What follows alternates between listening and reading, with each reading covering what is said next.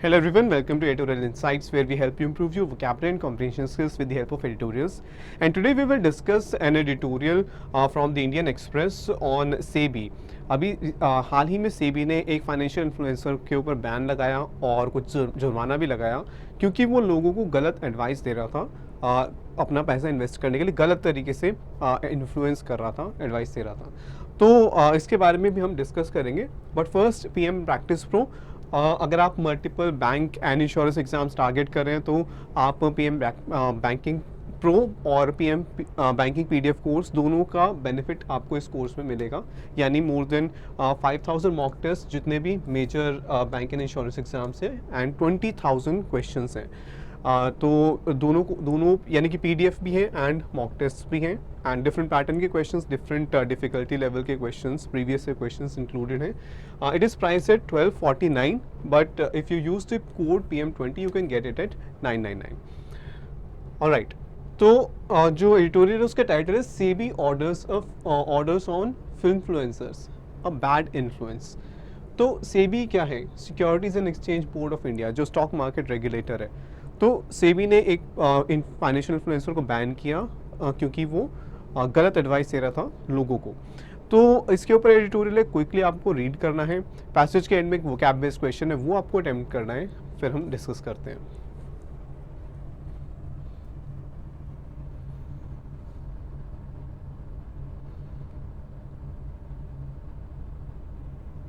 Next,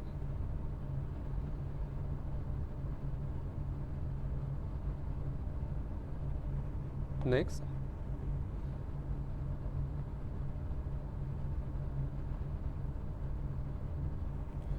okay, so I hope आपने passage read कर लिया है। हमें गलिबल से क्लोजेस्ट जो वर्ड है वो फाइंड करना है। So comprehensive, cynical, unscrupulous, credulous and viable, इन पांचों वर्ड्स में से कौन सा सिमिलर मीनिंग है जो कन्वे करता है गलिबल से, वो हमें बताना है। तो इसका आंसर हम डिस्कस करेंगे पैसेज के बाद। Okay, so last week, the Securities and Exchange Board of India barred Mohammad Nasiruddin Ansari, a financial influencer। तो इस पर्सन को बैन कर दिया गया। बार मतलब बैन, ठीक है। क्यों बैन किया, क्या किया इस पर्सन ने, एक फाइनेंशियल इन्फ्लुएंसर ने, कि the stock market regulator also ordered Ansari to pay back 17.2 crore which he allegedly made by luring clients through misleading or false information and influencing them to steal in securities। तो एक तो stock market से और securities market है जहाँ पर shares, bonds, debentures ये सब ट्रेड होते हैं। तो यहाँ एक तो स्टॉक मार्केट से बैन कर दिया, दूसरा उसके ऊपर एक जुर्माना भी लगाया और कहा कि जो ये 17.2 करोड़ जो लोगों से लिए, ठीक है, लोगों को चीट करके लिए, वो वापस करें। और क्योंकि वो ल्योर किया था क्लाइंट्स को, ल्योर यानी लालच दिया क्लाइंट्स को कि बहुत ज़्यादा मुनाफा होगा, यहाँ पर इन्वेस्ट करो, ठीक है। एंड एलिजिडली वर्ड का मतलब होता है कथित रूप से, यानी कि ऐसा माना जाता है, ऐसा कहा जाता है कि ये लोगों को लालच देकर ये पैसा लिया गया, ओके, कि वो सिक्योरिटीज़ में डील करे, यानी पैसा वो सिक्योरिटीज़ में इन्वेस्ट करें, जहाँ पर ये फाइनेंशियल इन्फ्लुएंसर उन्हें कह रहा था। So this is however not a one of, ये वन ऑफ नहीं है। What is one of? इसका मतलब एक वन ऑफ इवेंट जो एक ही बार होती है, यानी ऐसा नहीं कि सिर्फ पहली बार हुआ या सिर्फ एक ही बार हुआ है। ऐसा आता रहता है, सुनने में, न्यूज़ में आता है कि फाइनेंशियल इन्फ्लुएंसर्स लोगों को ल्योर कर रहे हैं, लालच दे रहे हैं या फिर चीट कर रहे हैं। जैसे मई में PR सुंदर, another financial influencer, settled case with SEBI agreeing to refrain from buying or selling securities for a year। तो एक और फाइनेंशियल इन्फ्लुएंसर के ऊपर 1 साल का बैन लगा दिया गया था, जहाँ 1 साल तक कहा गया था कि वो रिफ्रेन करेगा, यानी कि अवॉइड करेगा, वो नहीं डील करेगा सिक्योरिटीज़ में, ना खरीदेगा ना बेचेगा। तो सेबी ने कहा। अच्छा, जो रिफ्रेन वर्ड है हमने देखा था कि इसके 2 डिफरेंट मीनिंग होते हैं।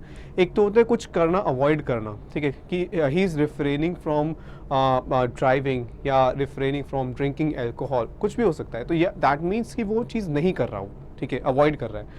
तो दूसरा मीनिंग होता है जब ये एक और रिफ्रेन के साथ फ्रॉम प्रपोजिशन यूज़ होती है, तो ये ध्यान रखना, रिफ्रेन फ्रॉम डूइंग समथिंग।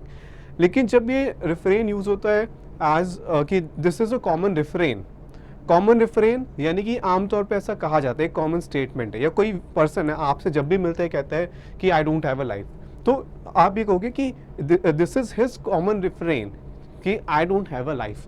तो रिफरेन जो स्टेटमेंट बार बार कोई रिपीट करता है, ओके, सो वो भी होता है। तो दो मीनिंग हमने देखे इसके, एंड जिन भी वर्ड्स में ऐसे डिफरेंट मीनिंग आते हैं आपको उन पे ध्यान देना चाहिए, ताकि आप जो डिफरेंट कॉन्टेक्स्ट में जब सेंटेंसेस आते हैं तो आप आइडेंटिफाई कर पाएँ कि इसमें वो वर्ड करेक्टली यूज़ हुआ है और किस में नहीं। तो ऐसा नहीं कि आपको बैठ के ढूंढने हैं किसी डिक्शनरी से ऐसे वर्ड्स, नहीं, लेकिन जो कॉमनली आते हैं एडिटोरियल्स में तो हम डिस्कस करते हैं कि ओके इसमें ये इसके ये डिफरेंट मीनिंग्स हैं, तो आपको उन पर ध्यान देना है क्योंकि कॉमनली यूज्ड वर्ड्स ही ज़्यादातर पूछे जाते हैं। Okay, so the SEBI order in that case also required the payment of a settlement amount. तो जो ये जो SEBI order था इस केस में, मे वाली केस में, तो उसमें एक सेटलमेंट अमाउंट भी ऑर्डर किया, यानी कि SEBI ने ऑर्डर किया कि ये इतना पेमेंट करना पड़ेगा तब ये केस जो है वो ख़त्म होगा, खारिज होगा। And disgorgement of more than 6 crore rupees. Disgorgement होता है, एक तो एक मीनिंग होता है वॉमिट करना, ठीक है, और दूसरा मीनिंग होता है कि किसी के ऊपर पेनल्टी लगाई जाए, कि कोई अथॉरिटी होती है, जैसे यहाँ पर सेबी ने कहा कि जो ये पैसा ऐसे कलेक्ट किया है वो वापस दो, ठीक है, तो जो कलेक्ट किया है वो वापस रिटर्न करना, तो यहाँ पर वो मीनिंग है, ठीक है, वॉमिट मीनिंग नहीं हो सकता। Okay, so disgorgement of more than 6 crore, these orders indicate the stock market regulator's determination. इससे हमें पता चलता है कि जो सेबी है, स्टॉक मार्केट रेगुलेटर है, वो बहुत डिटरमाइंड है, ठीक है, जो किस चीज़ को लेके जो है दृढ़ जो है उनका वो संकल्प दिखता है, यानी कि वो डिटरमाइंड है बिल्कुल to act against unregistered investment advisors. एक होते हैं रजिस्टर्ड एडवाइजर्स जो कि सेबी के साथ रजिस्टर्ड हैं, तो जिनके बारे में जो रेगुलेटर है उन्हें पता है कि इनका बैकग्राउंड क्या है, इन पर भरोसा किया जा सकता है। लेकिन जो अनरजिस्टर्ड इन्वेस्टमेंट एडवाइजर्स हैं तो उनको रेगुलेट करना ज़रूरी है, क्योंकि ऐसे इन्फ्लुएंसर्स के जो है बातों में आकर लोग इन्वेस्ट कर सकते हैं मनी और फिर अपना पैसा खो सकते हैं। So and reflect the hardening of norms. और इससे क्या पता चल रहा है कि ये जो इन दो केसेस में जो स्ट्रिक्ट एक्शन लिया है सेबी ने, तो इससे पता चल रहा है कि जो रूल्स है वो ज़्यादा हार्डन हो रहे हैं, यानी ज़्यादा स्ट्रिक्ट होते जा रहे हैं। हार्डनिंग ऑफ नॉर्म्स, नॉर्म्स होते हैं रूल्स रेगुलेशंस, तो ये शो करते हैं कि जो रूल्स हैं वो ज़्यादा हार्डन हो रहे हैं, ज़्यादा स्ट्रिक्ट होते जा रहे हैं फाइनेंशियल इन्फ्लुएंसर्स के लिए। Financial influencers or finfluencers are those who provide financial advice and recommendations on social media platforms to investors. तो आपने बहुत बार देखा होगा कि आप कहीं सोशल मीडिया पे कि कोई कहता है कि इस स्टॉक में आपको इन्वेस्ट करना चाहिए, इतना आप अर्न कर लेंगे, तो ये जो सोशल मीडिया पे एडवाइस देते हैं ये वो उन्हें कहा जाता है फिनफ्लुएंसर्स या फाइनेंशियल इन्फ्लुएंसर्स। जो प्रॉपर रजिस्टर्ड एडवाइजर्स हैं वो डिफरेंट हैं, ओके, लेकिन इनके बैकग्राउंड के बारे में इंफॉर्मेशन नहीं होती जो सोशल मीडिया पे एडवाइस दे रहे होते हैं। This category of influencers has gain prominence. और ये वाली जो कैटेगरी जो सोशल मीडिया पे एडवाइस देते हैं, ये जो है पॉपुलर हुए, जो है सामने आए इन रिसेंट ईयर्स, पिछले कुछ सालों में ज़्यादा पॉपुलर हुए हैं। तो प्रोमिनेंट कोई चीज़ होती है, यानी आपका ध्यान उस पर जाता है, ईजिली आप उसे नोटिस करते हो, तो ये अभी कुछ ही साल, पिछले कुछ साल में ही ये पॉपुलर हुए हैं। More so during the pandemic as retail investor participation in the market soared during this period। और पैंडमिक के टाइम पे खास तौर पे ये जो है सामने आए, उभर कर आए, क्योंकि उस वक्त इन्वेस्टर पार्टिसिपेशन काफ़ी ज़्यादा था मार्केट्स में। अच्छा, सोर्ड मतलब तेज़ी से बढ़ा, ठीक है, soared during this period। However, the explosion in this category of influencers has brought with it a host of issues। अब अगर ये जो सोशल मीडिया इन्फ्लुएंसर्स हैं फाइनेंस की जो सेक्टर में, तो इसमें एक्सप्लोजन मतलब फास्ट ग्रोथ, तो इतनी तेज़ी से ग्रोथ हुई है इनकी कि इसके साथ काफ़ी सारे इश्यूज भी हैं। तो जब हम अ होस्ट ऑफ यूज़ करते हैं, it means a large number of, okay, तो बहुत सारे इश्यूज, बहुत सारी प्रॉब्लम्स भी आई हैं जैसे जैसे फाइनेंशियल इन्फ्लुएंसर्स बढ़ते गए हैं। It attracted a set of self styled experts. तो बहुत सारे लोगों ने, सेल्फ स्टाइल्ड मतलब कि कहीं से कुछ उन्होंने जो है एजुकेशन या फिर इस तरह एक particular set of norms follow नहीं करते, जैसे उन्हें ठीक लगता है वैसे वो लोगों को एडवाइस देते हैं। सो attracted a set of self styled experts with little knowledge of the workings and intricacies of markets. तो उनके पास ना तो कोई डिग्री है, ना इस पर्टिकुलर फील्ड में ना एक्सपीरियंस है, ना रजिस्टर्ड है वो, और वो बस खुद ही अपने आप ऐसे एडवाइस दे रहे हैं, उनके पास कोई नॉलेज नहीं है, with little knowledge of the workings and intricacies details कि कैसे मार्केट्स वर्क करती हैं, इसकी भी इंफॉर्मेशन उनके पास नहीं है, फिर भी वो एडवाइस दे रहे हैं। In their desire to gain eyeballs gain करने का मतलब क्या होगा? गेन आई बॉल मतलब कि देखो कि आप अगर आई बॉल्स आपकी तरफ है, दैट मीन्स आपकी तरफ अटेंशन है, ठीक है। तो गेन आई बॉल्स मतलब आप आई बॉल्स को अपनी तरफ अट्रैक्ट कर रहे हो, आप अटेंशन गेन कर रहे हो। तो ये जो in their desire to gain eyeballs, यानी वो क्या चाहते हैं कि ज़्यादा से ज़्यादा लोग उनकी जो है उन्हें फॉलो करें, उन्हें देखें। तो in their desire to gain eyeballs, to get people to subscribe to their services and to monetize them, some of these influencers resort to exaggerated clickbaity claims। तो ताकि ज़्यादा से ज़्यादा लोग उन्हें फॉलो करें, उनकी एडवाइस माने, उन्हें पैसा दें, इसीलिए इनमें से कुछ लोग क्या करते हैं, ये एग्जैजरेटेड जितना वैल्यू है उससे कोई बहुत ज़्यादा क्लेम करते हैं, क्लिकबेटी क्लेम्स, क्लिकबेट वाले क्लेम्स करते हैं कि बहुत ज़्यादा आपको फ़ायदा होगा और इतना ज़्यादा, इतने मल्टीपल टाइम्स आप अर्न करेंगे, इस तरह के क्लेम्स करते हैं। ओके, सो रिजॉर्ट टू का मतलब कि आप जब कोई मुश्किल सिचुएशन होती है तो आप कई बार एक्सट्रीम स्टेप्स ले लेते हो, तो रिजॉर्ट टू वर्ड उसके लिए यूज़ होता है। तो अब ऐसे सिचुएशन है कि इतने सारे फाइनेंशियल इन्फ्लुएंसर्स हैं, तो अपने आप को एस्टैब्लिश करने के लिए ये इस तरह के जो क्लेम्स हैं वो करते हैं, क्लिकबेटी क्लेम्स। तो इसलिए यहाँ पर रिजॉर्ट टू यूज़ किया। ये रिजॉर्ट वो वाला रिजॉर्ट नहीं है जहाँ पर हम वेकेशन के लिए जाते हैं। रिजॉर्ट टू मीन्स कि कोई एक्सट्रीम स्टेप लेना जब आपके पास कोई और ऑप्शन नहीं होता तो। Okay, so following their advice has at times been to the detriment of novice investors। अब detriment होता है harm, ठीक है। तो जो novice यानी कि जो बिल्कुल अभी शुरुआत ही की है, बिगिनर्स हैं जिन्होंने इन्वेस्टमेंट करनी, तो उन्होंने बहुत लॉसेस जो हैं वो झेले हैं, इसकी वजह से उन्हें काफ़ी नुकसान हुआ है इन ऐसे फाइनेंशियल एडवाइजर्स को फॉलो करने की वजह से। Concerns have also been voiced that these individuals, whose track record is often difficult to independently verify, have resorted to unethical means of pushing stocks down the throats of gullible investors। और इस पर भी चिंता जो है व्यक्त की गई। concerns have also been voiced। concern को आप क्या करते हो, voice, raise भी कह सकते हैं, कंसर्न को रेज कर सकते हो आप, कंसर्न्स को वॉइस भी कर सकते हो। तो कंसर्न्स जो है चिंता व्यक्त की गई है कि ये जो इंडिविजुअल्स हैं, ऐसे जो फाइनेंशियल इन्फ्लुएंसर्स हैं, इनके ट्रैक रिकॉर्ड एक तो वेरीफाई करना मुश्किल है हर एक का, ठीक है, क्योंकि ये रेगुलेटेड नहीं है, रजिस्टर्ड नहीं है कहीं भी।